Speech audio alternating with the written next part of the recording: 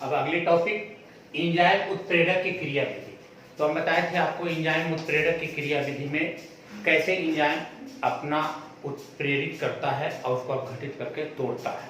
देखिए एंजाइम अणुओं की लंबी श्रृंखलाएं, एंजाइम अणु की एक लंबी श्रृंखला एक दूसरे से जुड़कर एक कुंडलित बनाकर एक दृढ़ कोलाइड कण बना लेता है। एंजाइम की लंबी श्रृंखलाएं आपस में एक दूसरे से कुंडलित होकर के एक दृढ़ कठोर कोलाइड बना लेता है। कोलाइडी कण में विशेष आकृति की कंदरा, कोलाइडी कण में विशेष आकृति की कंदरा, विशेष यही कंदरा है, इसको कोटर कहते हैं कंदरा, और क्रियाशील समूह होती है। एक क्रियाशील समूह सक्रिय केंद्र कहलाता है, एक कहलाता है आपका सक्रिय एक्टिव सेंटर कहलाता है, जिसे क्रियाधार भी कहते हैं, इसे सबस्ट्रैट भी कहते हैं। इसी को नाम है सबस्ट्रैट, इंग्लिश में, हिंदी में कहते हैं क्रियाधार। एंजाइम की आकृति पूरक होती है और ये आपका एंजाइम है, इसकी आकृति और इसकी आकृति एक दूसरे का पूरक है, ये पूर्ण रूपेण इसमें एडजस्ट कर लेगा।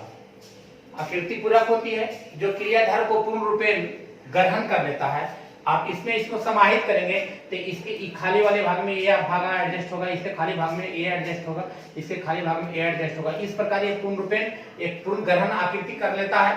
इसको समझने के लिए हम लोग लॉक की मॉडल का प्रयोग करते हैं। अब लॉक की मॉडल में समझिएगा, जैसे ये ताला है, यह एक ताला है, अगर इसके यह है आपका सबस्ट्रैट, यह है आपका एंजाइम। अब इसका एक रियल चाबी है।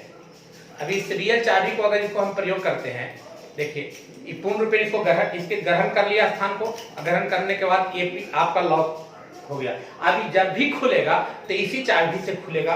अगर इसके जगह पर हम दूसरे चाबी का प्रयोग करते हैं, अब इसको अगर इसमें ग्रहण कराते हैं, अभी ग्रहण करने के बाद इसके क्रियाधार को पूर्ण रूपेण इसके स्थान को अंदर ग्रहण नहीं करता है, तो ये कभी ताला इस दूसरे चाबी से नहीं खुलेगा। जब भी खुलेगा तो इसी चाबी से खुलेगा, इसके स्थान को ग्रहण करके ये अपना स्थान पूर्ण रूपेण फिल कर लिया, ग्रहण कर लिया। ग्रहण करने के बाद ये सबस्ट्रैट का निर्माण कर लेता है। तो इसको समझने के लिए सबसे अच्छा उदाहरण लॉक की मॉडल है। क्रियाशील की उपस्थिति में एंजाइम क्रियाधार के साथ संयोग करता है। एंजाइम क्रियाधार के साथ संयोग करता है और सक्रिय जटिल यौगिक बनाता है, जटिल बना लेता है, जो शीघ्र अपघटित होकर के पुनः प्रतिफल अलग हो जाएगा, एंजाइम मुक्त हो जाएगा। इस प्रकार प्रतिफल कोटर से बाहर निकल जाता है और इस प्रकार ये जब इसको पूर्ण रूपेण ग्रहण करके इसको अपना यौगिक प्रोडक्ट में बना देगा तो ये कोटर से, इसके कोटर से ये एंजाइम बाहर हो जाता है और कोटर से बाहर हो जाता है। इस रिएक्शन को समझाया था किसने? माइकेन और मेंटेन, एक वैज्ञानिक था जिसका नाम है माइकेन और मेंटेन। माइकेन और मेंटेन ने अभिक्रिया दी थी कि एंजाइम, ये है आपका एंजाइम, ये है आपका क्रियाधार, ये दोनों आपस में संयोग करके एक सक्रिय जटिल बनाया। वो है क्या?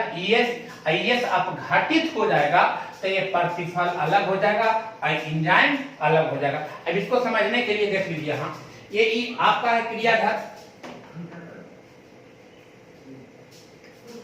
ये है आपका क्रियाधार।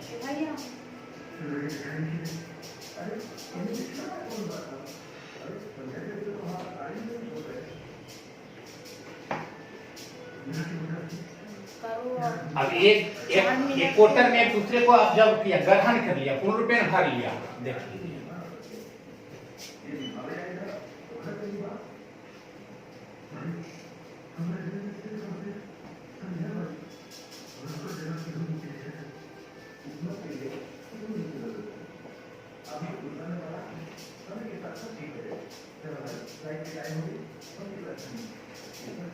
इस प्रकार, देखिए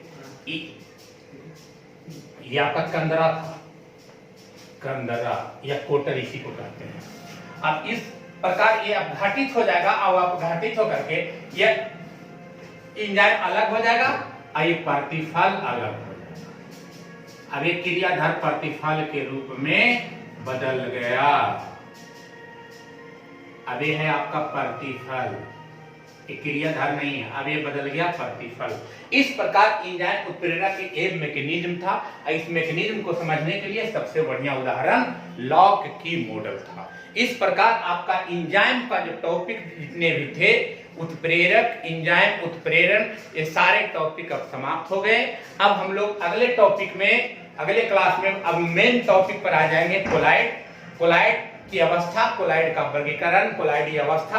अब तो कल हम लोग अब अगले लेक्चर 7, 8 में, 9 में पढ़ेंगे। लेक्चर नंबर 9 में, आज 8 खत्म हो गया, लेक्चर 9 में हम लोग पढ़ेंगे कोलाइडी अवस्था और कोलाइडी अवस्था का, कोलाइडी विलयन का वर्गीकरण। इसमें वास्तविक विलयन, निलंबन और कोलाइडी 3 आएगा सबसे पहले, और उसके बाद तीनों का वर्गीकरण परिभाषित करके वर्गीकरण कर लेंगे। अब मुख्यतः हमको पढ़ना है कोलाइडी विलयन। तो कोलाइडी विलयन के बाद फिर ये टॉपिक आपका आगे समाप्त हो जाता